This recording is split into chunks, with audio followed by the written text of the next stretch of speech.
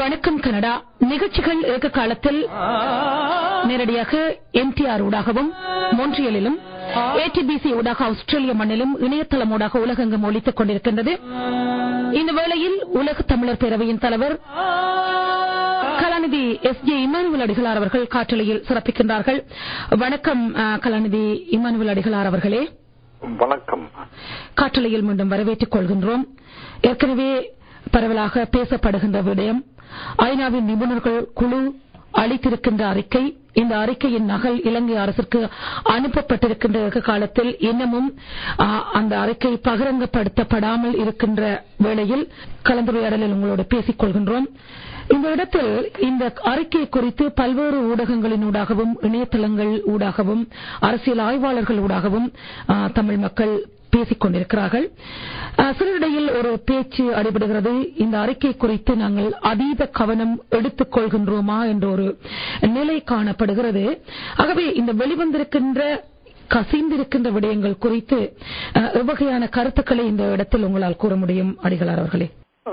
அண்மையிலே வெளிவந்த அந்த அறிக்கை அது ஒரு பகுதியாக இருந்ததென்றும் அது ஸ்ரீலங்கா ஊடகங்களூடாக தான் வெளிவந்தது. அதையிட்டு பலவிதமான, அதாவது முதல் தடவையாக நாங்கள் தமிழர்கள் முள்ளிவாய்க்காலின் பின்பு ஓரளவிற்கு எங்களுடைய நம்பிக்கையை தப்ப வைக்கக்கூடிய வகையிலே அந்த அறிக்கை இருந்தது.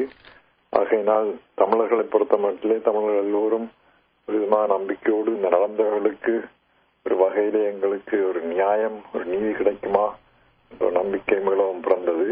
அதே நேரத்திலே இலங்கையிலே அவர்கள் அந்த அறிக்கை மறுத்து அதற்கு எதிராக மக்களை ஆர்ப்பாட்டம் செய்யவும் பிரதிநிதிகளை வெவ்வேறு நாடுகளுக்கு அனுப்பவும் முயற்சிகள் செய்து கொண்டிருக்கின்றார்கள். நாங்கள் தமிழர்களாகிய நாங்கள், அதாவது இந்த சம்பவங்களினாலே தாக்கப்பட்ட மக்களாகிய நாங்கள் எங்களுடைய நிதானமான, அதாவது போக்கை நாங்கள் கடைபிடிக்க வேண்டும். ஒரு பக்கத்திலே உண்மைதான், அது வரவேற்கத்தக்கது. நாங்கள் எடுத்த முயற்சிகள் பயன் கொடுத்திருக்கின்றது. ஆகையினாலே நாங்கள் ஒரு பக்கத்திலே எங்களுடைய எதிர்ப்பை, அதாவது எங்களுடைய இந்த இலங்கை அரசாங்கம் செய்தவைக்கு எதிராக எங்களுடைய எதிர்ப்பை நாங்கள் தொடர்ந்து நாங்கள் வைத்துக் கொண்டிருக்க வேண்டும். அதை நாங்கள் தொங்க விடக்கூடாது. அதே நேரத்திலே பொறுப்பானவர்கள், தலைவர்கள் விசேஷமாக ஒன்றாக இணைந்து எங்களுடைய முயற்சிகளை நிறைப்படுத்தி சரியான முறையிலே நாங்கள் எங்களுடைய காய்களை நகர்த்த வேண்டும் என்றால் நான் விரும்புகின்றேன். அதாவது நாங்கள் சில வேளை எங்களை உணர்ச்சி வசம் மாத்திரம் இருந்தால் போதாது. உணர்ச்சி வசப்பட்டு நாங்கள் இவைகளை நாங்கள் நடத்த முடியாது. உணர்ச்சி இருக்கத்தான் வேண்டும். அதே நேரத்திலே பொறுப்பானவர்கள் அதை ஆலோசித்து தக்க விதமாக அரசாங்கத்திற்கு எதிரடி கொடுக்கக்கூடிய விதமாக கூர்மையாக நாங்கள் எங்களுடைய நகர்வுகளை செய்ய வேண்டும் என்று விரும்புகின்றேன். நீங்கள் சிறப்பாக குறிப்பிட்டிருக்கிறீர்கள். இந்த இடத்தில் இந்த அறிக்கை ஏற்கனவே இந்த வாரம் ஆரம்பத்தில் வெளிவரும் என்று சொல்லப்பட்டன. இந்த வாரம் எப்பொழுதும் வெளிவரலாம் என்ற ஒரு எதிர்பார்ப்பு இருந்தது. இந்த அறிக்கை வெளிவரக்கூடிய ஒரு சூழல் இப்பொழுது தென்படுகிறதா, அல்லது இன்னமும் இது பின்தள்ளி செல்லக்கூடிய காலம் ஒன்று இருக்கிறதா? இன்றைக்கு அறிந்த செய்திகளின்படி இந்த 2 மணித்தியாலங்களிலே லண்டனிலே ஏதோ வெளிவருவதாக, BBC வழியாக வெளிவருவதாக கேள்விப்பட்டேன். எனக்கு அவ்வளவு தான் தெரியும். ஜெர்மனியில் இருக்கின்றன. இருந்தும் அது வெளிவந்தாலும் அது நாங்கள் அதையும் சரியாக படித்து அதன் பின்பு நாங்கள் என்ன செய்யலாம் என்பதை கொஞ்சம் கூட ஆலோசிக்க வேண்டும். இதுடன் அவசரப்பட்டு நாங்கள் இதுகளுக்கு பதில் அல்லது நாங்கள் அறிக்கைகள் விட்டுக் கொண்டிருக்க தேவையில்லை. எங்களுடைய ஆலோசித்து செய்ய வேண்டும். அதோட கன அறிக்கைகள் கன திசைகளிலே நாங்கள் செயல்பட தேவையில்லை. எவ்வளவுக்கு நாங்கள் ஒன்றாக கூட்டி செயல்பட முடியுமோ அதுதான் கூர்மையாக இருக்கும் என்று நான் நினைக்கின்றேன். கனடாவிலே நீங்கள் தமிழ் மக்கள் சிறந்து வாழ்ந்த இடம், பல அமைப்புகள் இருக்கின்றன. அவைகளும் இந்த விதத்திலே நீங்கள் ஒன்றாக கூடி ஆலோசித்து, ஏனென்றால் முள்ளிவாய்க்கால் வரும் மட்டும் எங்களுக்குள்ளே சிலர் பிரிந்து நின்று எங்களுக்கு எதிராக காட்டிக் கொடுத்தவர்களும் இருக்கின்றார்கள், எங்களுக்கு எதிராக செயற்பட்டு இருக்கின்றார்கள். அவர்கள் இன்னும் இருக்கத்தான் செய்யும். இருந்தாலும் எத்தனை நாட்கள் முன்பு எங்களுக்கு ஊக்கமாக எங்களுக்கு ஒத்துழைப்பு அளிக்காதவர்கள் கூட இந்த கட்டத்திலே சில வேளைகளை எங்களுக்கு ஒத்துழைப்பு அளிக்க வரக்கூடும். அவர்களை நாங்கள் உள்வாங்க வேண்டும், வரவேற்க வேண்டும். எங்களுக்கு எதிராக அல்ல, எங்களுடைய நோக்கத்திற்கு சாதகமாக அவர்கள் செயற்படுவார்களாக இருந்தால் அவருடைய திறமைகளை உள்வாங்கி நாங்கள் எங்களுடைய நகர்வை முன்னெடுக்க வேண்டும் என்று விரும்புகின்றேன். உங்களுடைய சில விடயங்களில் குறிப்பிட்டிருக்கிறீர்கள், மேற்கத்திய நாடுகளின் சார்பாக ஐநா செயலாளர் நாயகமும் அமெரிக்காவும் இணைந்து சில விடயங்களை மேற்கொள்ள முடியும், குறிப்பாக ஈழத்தமிழர் விவகாரத்தில். இந்த இடத்தில் எங்களுடைய பங்களிப்புகள் குறைவாக இருந்தால் இந்த நகர்வு என்பது தாமதப்படுத்தப்படும் என்ற ஒரு சொல்லை சொல்லியிருக்கிறீர்கள். இந்த இடத்தில் எங்களுடைய பங்களிப்புகள் என்பதை நீங்கள் எவ்வாறு இந்த இடத்தில் கருதுகிறீர்கள் அடிகளார் அவர்களே? ஏனென்றால் சில விஷயங்கள் இருக்கின்றன, அவர்கள் தாமதிக்கலாம். அது இப்ப நான் முன்பு குறிப்பிட்டது போல எங்கேயோ அதிகமாக, அதாவது பான் கி மூன் இன்னும் ஒரு தடவை தான் பொதுச் செயலாளராக இருக்க விரும்பியதன் காரணமாக அவருடைய தன்னுடைய அந்த நிலைமையை தக்க வைப்பதற்காக அவர் பெரிய நாடுகளை நாட வேண்டும். அதிலே அமெரிக்காவும் உண்டு, ரஷ்யாவும் உண்டு, சீனாவும் உண்டு, இப்படியாக பெரிய நாடுகள் இருக்கின்றன. அண்மையிலே கேள்விட்டபடி அவருக்கு ஒரு வகையிலே அமெரிக்காவின் உதவி இருந்தாலும் சில வேளைகளிலே ரஷ்யாவினுடைய உதவி இன்னும் சரியா வரவில்லை. அவர் அங்கு இப்போ அண்மையிலே போகவிருக்கின்றார். அவர் அங்கு இருக்கின்றார் என்று சில செய்திகள் வெளிவந்திருக்கின்றன. அது கூடதான் நான் எனக்கு தேதியில் அங்கே இருக்கின்றார், பேசுகின்றார், என்ன தெரிகின்றார் என்பதும் இது. அதாவது தங்களுடைய சொந்த இதுக்காக வேண்டி சில வேளைகள் இந்த அறிக்கை வேண்டும். நான் கேள்விப்பட்ட அளவிலே 30ஆம் தேதி, மார்ச் மாதம் 30ஆம் தேதி அவர்கள் நிபுணர்கள் கையெழுத்திட்ட வகையிலேயும் 12ஆம் தேதி தான் வெளியிடப்பட்டது இல்லையா? ஆமாம் ஆமாம், இது 31ஆம் தேதியே வெளியிடுவதாக இருந்தாலும் நான் நினைக்கிறேன் கோகர்ணவினுடைய அவருடைய வேண்டுதலின்படி தாமதமானது என்று செய்திகள் வருகின்றன. மாதிரி இப்பொழுதும் பான் கி மூன் தன்னுடைய இது தனிப்பட்ட ஒரு முயற்சியா இருப்பதன் காரணமாக அவர் எந்த வகையிலேயும் இந்த நாளை அவர் பின்போடலாம். என்றால் எங்களுடைய நாடு இப்ப இந்த அண்மை காலத்திலே லிபியா அல்லது மற்ற நாடுகளிலே பெரிய பெரிய விஷயங்கள் நடந்து கொண்டிருக்கின்றன, குழப்பங்கள் நடந்து கொண்டிருக்கின்றன. நாளுக்கு நாள் அந்த விஷயங்கள் தான் எங்களுடைய ஊடகங்களிலே தலையங்கமாக ஒளிர்ந்து கொண்டிருக்கின்றன. ஆகையினாலே நாங்கள் எங்களுடைய அது தொடர்ந்தும் அது முன்னணியிலே நிற்பதற்கு நாங்கள் முயற்சி எடுக்க வேண்டும். அதுக்காக வேண்டித்தான் நாங்கள் அதை எத்தனை ஊடகங்கள் இருக்கோ அத்தனை ஊடகங்களிலே நாங்கள் கொடுக்கக்கூடியவற்றை கொடுத்து நாங்கள் அதை முன்னணி கொண்டது எங்களுடைய கடமையாகத்தான் இருக்க போகுது. புலம்பெயர்ந்த மக்களுடைய கடமையாகத்தான் இருக்க போகின்றது. அந்த நாடுகள் தாங்களாக உணர்ந்து எங்களுடைய நாடு ஒரு முக்கிய நாடு என்று சொல்லி அவர்கள் செயற்பட மாட்டார்கள். நாங்கள் தான் அவைகளை கவனிக்க வேண்டும். இப்ப அண்மையிலே ராபர்ட் பிளேக் தன்னும் இலங்கை போயிருக்கின்றார். அவரும் அவர்களுடன் கலந்து ஆலோசிப்பார். இலங்கை என்ன விதமாக இந்த இதிலே நடந்துள்ளா என்பதை பற்றி அவர் சொல்ல இருக்கின்றார். ஆகையினாலே அவரும் ஒற்ற திசையிலே தன்னுடைய கருத்தை மாத்திரம் வைக்க முடியாது, இலங்கையின் கருத்தையும் கேட்டு அவர்களுக்கு உதவி செய்கின்ற மாதிரி தான் நடந்து கொள்ள வேண்டி வரும். என்றால் அவர்களுக்கு வேற நோக்கங்கள் இருக்கின்றன, தங்களுடைய வியாபாரம், தங்களுடைய தொடர்புகள். அதனாலே இதிலே நாங்கள் கன விஷயங்கள் இன்னும் செய்ய இருக்கின்றபடியால் தான் நான் கேட்டுக்கொண்டேன். நாங்கள் எந்தெந்த நாடுகளிலே நாங்கள் தொடர்பு வைத்து எங்களுடைய கருத்துக்களை முன்னெடுக்க செல்ல முடியுமோ அந்த முயற்சிகள் நாங்கள் செய்ய பார்க்கணும். எத்தனையோ நாடுகள் இருக்கின்றன, அவர்கள் சிறிய நாடுகள் அல்லது நாங்கள் முன்பு தொடர்பு வைத்திருக்காத நாடுகள் அல்லது தமிழர்கள் அங்கே வசிக்காத நாடுகள், அப்படியா நாடுகள்லாம் இருக்கின்றது. ஆகையினாலே எங்கெங்கே எங்களுக்கு ஒரு தொடர்பு ஏற்படுத்த முடியுமோ அதை நாங்கள் செய்ய வேண்டும். நான் சென்ற வருடம் அமெரிக்கா சென்றிருந்த பொழுது நியூயார்க்கிலே முதல் தடவையாக நான் சைனீஸ் எம்பசிக்கு போயிருந்தேன். அப்படியாக ஒரு புதிய முயற்சிகளை நாங்கள் எடுக்க வேண்டும். அப்பதான் நாங்கள் 2 வார்த்தைகளை சொல்லி அவர்களுக்கு எங்களுடைய பக்கத்தை விளக்கலாம். அதுதான் தமிழ் தலைவர்கள் செய்யணும் என்று விரும்புகிறேன். நிச்சயமாக நிறையவே மத்தியில் இருக்கிறார்கள். ஆகவே எல்லோருமே இதில் இணைந்து செயல்பட வேண்டும். ஒருவர் மட்டும் செய்கின்றார்கள் என்ற ஒரு பாங்கும், அவர்களே செய்யட்டும் என்ற ஒரு அக்கறையின்மையும் இருந்துவிடக் கூடாது இந்த வேளையில் என்பது மிகப்பெரிய ஒரு செய்தியாக நீங்கள் சொல்லி இருக்கிறீர்கள். இந்த இடத்தில் இன்னும் ஒரு செய்தியை நாங்கள் குறிப்பாக அவதானிக்கலாம். டைம்ஸ் சஞ்சிகை ஒரு விடயத்தை சொல்லி இருக்கிறது. அதாவது நிபுணர் குழு அறிக்கை என்பது ஐநாவின் சில கரைகளை நீக்கியுள்ளதாக அது சொல்லியிருக்கிறது. ஏனென்றால் இந்த இனப்படுகொலையில் அல்லது அந்த மக்களின் அழிவுக்கு ஐநா துணை போயிருந்தது. குறிப்பாக இந்த விஜய் நம்பியாரின் பாகம் என்பதும் பங்களிப்பு என்பதும் எவ்வளவு அமைந்தது என்பதை நாங்கள் அறிவோம். ஆகவே இவை குறித்து இந்த நிபுணர் குழு அறிக்கை அந்த கரையை நீக்கி இருப்பதாக டைம்ஸ் அதில் சாடி இருக்கிறது. ஆகவே இந்த செய்தி குறித்து நீங்கள் எவ்வாறு எண்ணிக்கொள்கிறீர்கள்? அதை நான் சரியாக அறிந்து கொள்ளவில்லை. இருந்தும் இந்த விஷயத்திலே நாங்கள் வடிவாக தெளிவாக இருக்க வேண்டும். எங்களுக்கு முதலாக நாங்கள் எதிரியாக காண்பது ஸ்ரீலங்கா அரசாங்கம். அதன் பின்னணியிலே நின்ற பலவில நாடுகள் பலவில விதமாக உதவி செய்திருக்கின்றார்கள்.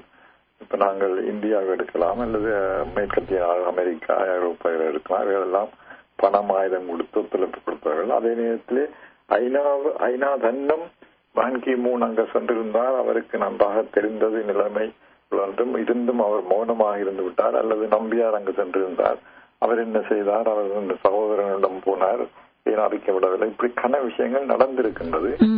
எல்லாத்தையும் நாங்கள் தெரிந்திருந்தும் நாங்கள் எங்களுக்கு சாதகமாக பாவிக்க வேண்டுமா இருந்தால் நாங்கள் புத்திசாலித்தனமாக நாங்கள் சில காரியங்களை மாத்திரம் இப்போதைக்கு முன்னெடுத்து விட்டு மற்ற காரியங்களை வேறு பகுதியினர் அதை கொண்டுடலாம், எண்ணிக்கொள்ளலாம். தமிழரை பொறுத்த மட்டும் நாங்கள் எங்களுடைய வெற்றி அடைய வேண்டும் என்று சொன்னால் நாங்கள் இலங்கை அரசாங்கத்தை தான் நாங்கள் கூர்மையாக நோக்க வேண்டும்.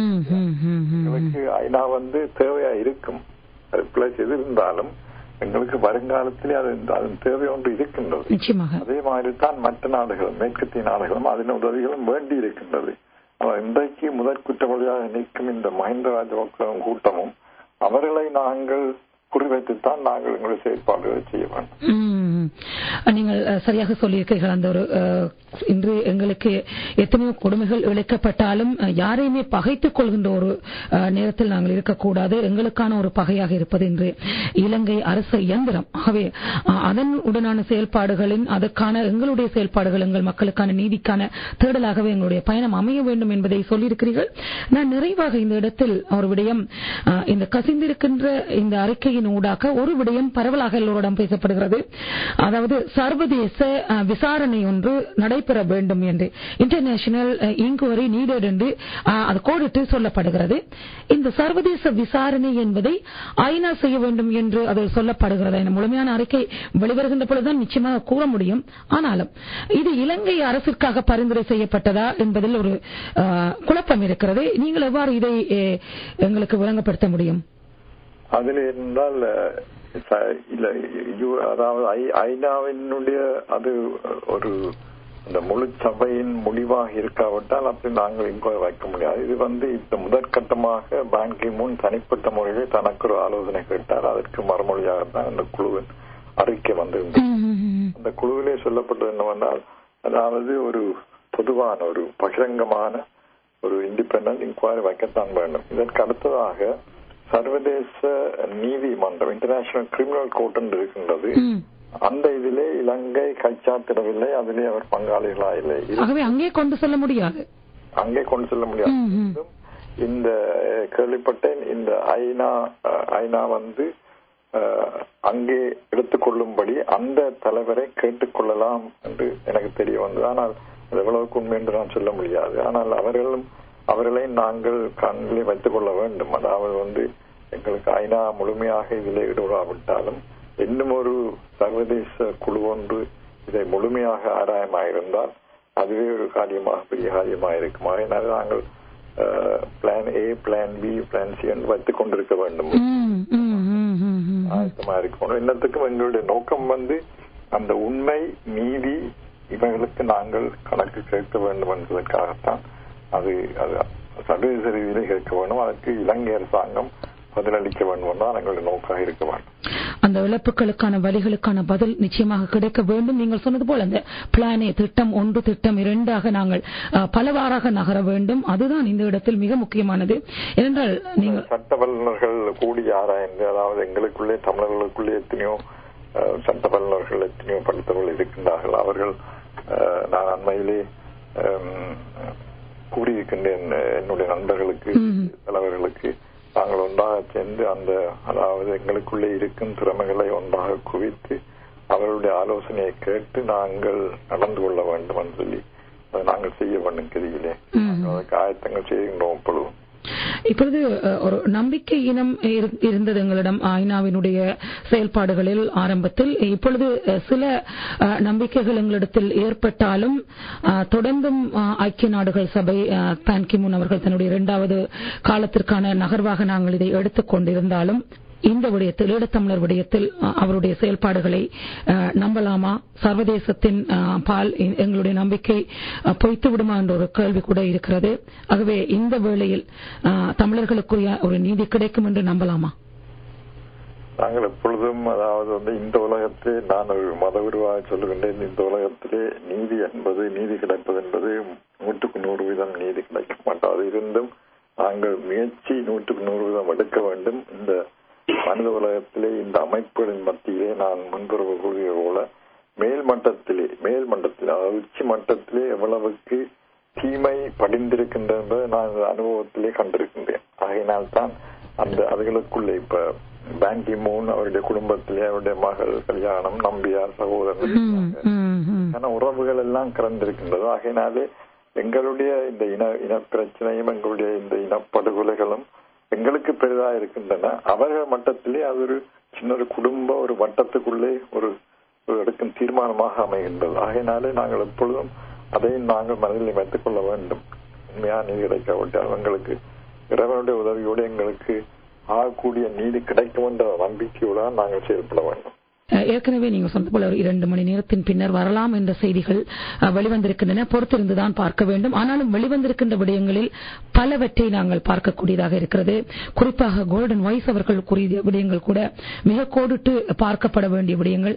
எவற்றை நாங்கள் எதிர்பார்த்திருந்தோமோ அவை அவருடைய பேச்சின் மூலம் சொல்லப்பட்டிருக்கின்றன. அதில் சில விடயங்கள் அந்த சர்வதேச மனிதாபிமான சட்டங்கள் மீதும் சர்வதேச மனித உரிமைகள் சட்டங்கள் மீதான ஒரு மூரல் அப்பட்டமான ஒரு தாக்குதல், இது சர்வதேச சட்டங்கள் மீது தொடுக்கப்பட்ட பாரதூரமான ஒரு தாக்குதல் என்று அவர் குறிப்பிட்டிருக்கிறார். ஆகவே இந்த விடயத்தில் நீங்கள் ஏற்கனவே சொல்லி இருந்தது போல இந்த காலை செய்தி கூட அந்த செய்தியை தான் தாங்கி வந்தன. மேற்கத்திய நாடுகளும் பான் கி மூன் அமெரிக்கா இணைந்ததான செயல்பாட்டை ஊக்கப்படுத்த தமிழர்களாக நாங்கள் ஒன்றிணைந்து பலம் கொடுக்க வேண்டும் என்ற செய்தியை இங்கே மிகவும் ஆரோக்கியமாகவும் ஆணித்தரமாகவும் நாங்கள் கூற வேண்டியிருக்கிறது. பொறுத்திருந்து பார்ப்போம். இன்னும் 2 மணித்தேலங்களில் வருகின்றதா அல்லது எப்போது வருகின்றது என்பது நான் நினைக்கிறேன். அதன் பின்னர் கூட உங்களையும் உறவுகளையும் இணைத்துக் கொண்டு நாங்கள் இந்த காற்றலையில் பேச முடியும். இந்த வேளையில் இணைந்து சிறப்பித்திருக்கிறீர்கள். நன்றி கூறி விடைபெறுகிறோம். நன்றி அடிகளார் இமானுவேல் அவர்களே. நன்றி. வணக்கம். வணக்கம்.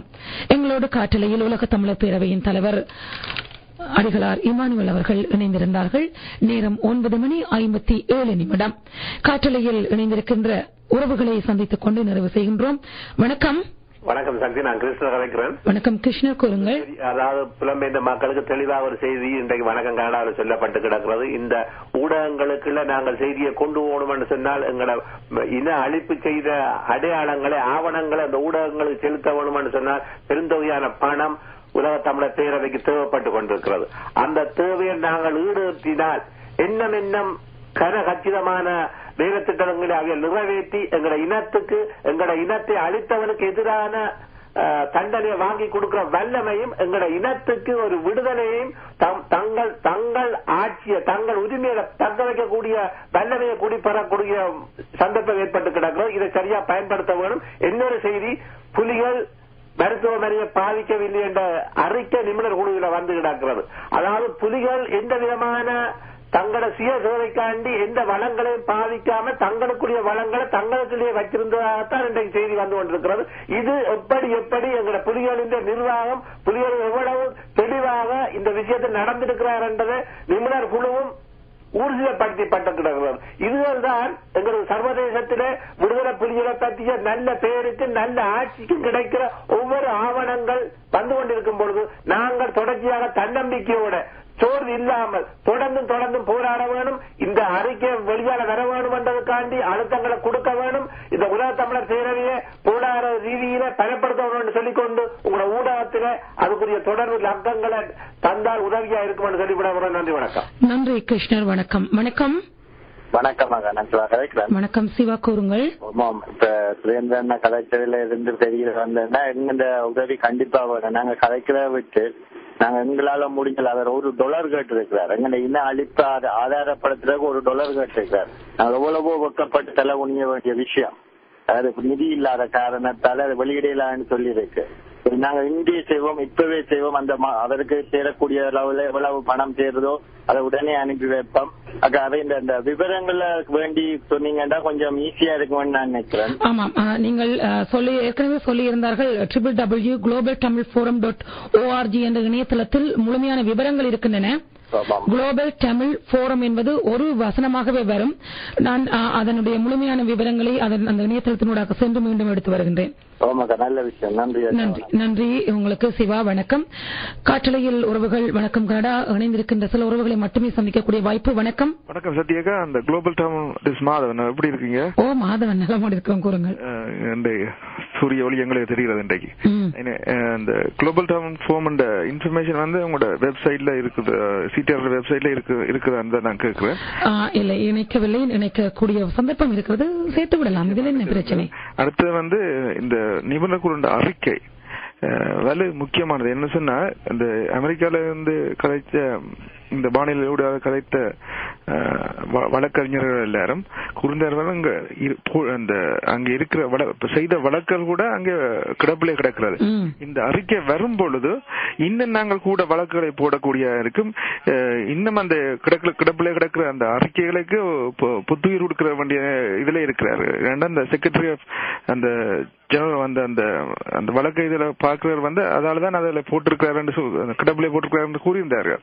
அப்ப இதுகளுக்கு நாங்கள் உயிர் கொடுக்க வேணும் சொன்னால் நாங்கள் எல்லாரும் அந்த குளோபல் டவுன் ஃபார்ம்ல அந்த சுரேஷ் கூறின மாதிரி உணர்ச்சி படத்தான் வேணும், படாம எங்களோட தலையை யூஸ் பண்ணி மண்டையை யூஸ் பண்ணி எப்படி இதை நாங்கள் செயல்படுத்தணும் கூடி ஏறாய வேண்டிய நிலையில நாங்கள் இருக்கிறோம். நிச்சயமா எங்களுக்கு வெற்றி கிடைக்கும் என்று இறைவன் அருள் ஆண்டுகிட்டு விடைபெற்றுக்கிறேன். வணக்கம். நன்றி. வணக்கம் மாதவன். வணக்கம். பேசலாமா ஐயா? கொடுங்கள் சுருக்கமாக. வழக்கத்துக்குரிய அடிகளாருடைய கருத்துக்கள் அப்படியே செவிமடுத்தேன். அவர் மிக நெருங்கிய நண்பனாக இருக்கிறோம். நாங்கள் அவரோடு தான் நான் ஜெர்மனியில 2006ஆம் ஆண்டு தங்கியிருந்தேன். அதற்கு முன்பு யாழ்ப்பாணத்தில் அவர் இங்கு வருகை தந்த போது நாங்கள் வன்னி உட்பட பல்வேறு கத்தோலிக்க அமைப்புகளோடும் தலைவர் உட்பட சூசை உட்பட பலரோடு சந்தித்து கருத்துக்கள் பரிமாறியும் எண்ணி பார்க்கிறோம். ஆகவே என்னை பொறுத்தவரை அவருடைய சிந்தனை ஆழமிக்கது. அது அடுத்த தேர்தல் எண்ணுகின்ற அளவுக்கு அவர் அரசியல்வாதி அல்ல, ஆன்மீகவாதி. ஆழ்ந்த சிந்தனையில் அவர் செயலாற்றுகிறார். அவருக்கு நாங்கள் வாழ்த்து கூறுகிறோம். அவர் கேட்கிற எந்த நிதி உதவியையும் எம்மாறு எந்த அளவு செய்து நிறைவேற்றுவோம். ஆனால் அத்தோடு தமிழ் நாடுகளின் தமிழர் சார்பில் நேற்று TGT welcomes and expert panels recognition of north and east as a separate unity to be supervised by an international body. அனைத்துலக அமைப்பின் சார்பில் ஒரு வடகிழக்கு இணைக்கின்ற தன்மையை எங்களுடைய ஐஎன்ஆ மன்றம் ஏற்றுள்ளதை DGT welcomes UN experts panel அந்த வல்லுநர்கள் மிக தெளிவாக சொல்லிக்கிறார். ஈழத்த மக்களுக்கு வடகிழக்கு மாகாணம் அவருடைய யூனிட் ஒரு அழகன் சொல்லி இருக்கிறார்கள். இதுவரை சொல்லாத ஒரு செய்தி. எங்களை பொறுத்தவரை அனைத்தும் முக்கியத்துவம் வாய்ந்தது அந்த வெளிவந்து. ஆனால் தமக்கு ஒரு தாயகம் உண்டு என்பதை நாங்கள் ராமநாதன் காலம் தொட்டு குரல் எழுப்பினாலும் செவிமடுப்பார் இல்லாத நிலை இருந்தது. தந்த செல்வாவின் குரலுக்கு செவிமடுக்கவில்லை. ஆனால் இப்பொழுது காலம் கடந்து ஞானம் பெற்ற நிலையில் தமிழருடைய தாயகத்திலே ஐயனா மன்றத்தின் நிபுணர்கள் ஏற்றிருப்பது மகிழ்ச்சிக்குரியது. இது எல்லாத்துக்கு மேல இறுதியாக ஒன்று சொல்லி விடுகிறேன். பேராசிரியர் பாயில் மிக தெளிவாக சொல்லி இருக்கிறார். There is absolutely no way for the US government of Sri Lanka is going to implement any of the panel's recommendation. இந்த வல்லுநருடைய கூற்றினை இதனையும் இலங்கை அரசை மடுக்க போவதில்லை. அவர்கள் அதனை நிராகரித்து விட்டார். ஆகவே அவர் சொல்லுகிறார். அதோடு நான் நிறைவடைகிறேன். Therefore, under the circumstances of long-standing and ongoing genocide against the Tamils, அவர் நீண்ட காலமாக திட்டமிட்டு தமிழருடைய இனப்படுகொலை செய்கின்ற நிலையில் கவனிங்கோ. அதோடு நிறைவடைகிறேன். The only effective remedy for the Tamil people now is to create the state of Tamilam and move to have the international community recognize. எங்களுக்கு எல்லாம் கொலையாளியோடு இனி கூடி வாழவே முடியாது என்பதனை நாங்கள் பேசவில்லை, பேராசிரியர் பாயில் சொல்லி இருக்கிறார். ஆகவே நாங்கள் நாங்கள் சொல்கிறோம் எமக்குள்ளது தமிழ் ஈழத்தைத்தான் உருவாக்க வேண்டும், அது நிலைத்து நிற்க வேண்டும். உருவாக்கிய பின்பும் உடைச்சு தர ஆபத்து.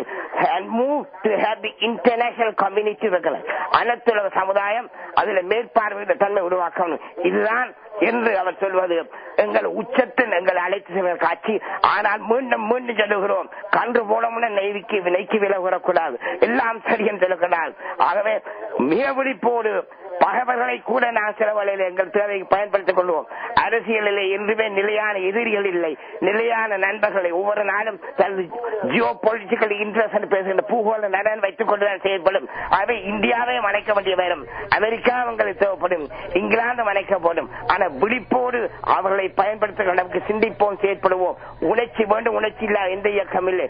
உணர்ச்சியோடு அறிவும் ஆய்வும் இணைய வேண்டும் என்று கூறி அருமையான முறையில் பணியாற்றுகின்ற சக்திக்கு மீண்டும் தமிழகத்தின் சார்பில் நெஞ்சம் நிறைந்த நன்றியை கூறிவிட வருகிறேன். ஈழவேந்தன் நாடுகள் தமிழக சார்பில் இந்த கருத்துகள் வழங்கப்படுகிற நன்றி. வணக்கம். நிறைவாக வணக்கம். வணக்கம் சக்தி. வணக்கம். நான் சுருக்கமா கூறுங்க சேதுபாபா. உண்மையில அந்த ஃபாதர் சொன்ன ஒரு முக்கியமான விடயம் அதான் நாங்கள் நிறைய வலியுறுத்தோம். அதாவது எதிரிய நண்பனாக்கா நான் எதிரிக்கு நண்பனாக உண்டு. மற்றது இப்ப அவையில் அந்த நிதி பிரச்சனையில் இருக்கணும், அதுவும் கவனிக்கப்பட வேண்டிய. இரண்டாவது என்ன சொன்னா, உண்மையில அந்த ஊடகங்களுக்குரிய அந்த கொடுக்கப்படுற தகவல்கள், அந்த வீடியோ கிளிப்ஸ் எல்லாம் உண்மையில அங்க வேலை செய்த ராணுவ சிப்பாளுக்கு பெரிய அளவு நிதி கொடுத்து தான் அதெல்லாம் வாங்கி வழியால கொண்டு வர முடியும். அது ஒரு குழந்தை பிள்ளைங்க தெரிகிற ஒரு விஷயம். அந்த நிதி இல்லாமல் எதுவுமே சாதிக்க முடியாது. இப்படி இன்னும் நிறைய நாங்கள் கொண்டு வரணும்னா நிறைய நிதி உதவிகள் தேவை.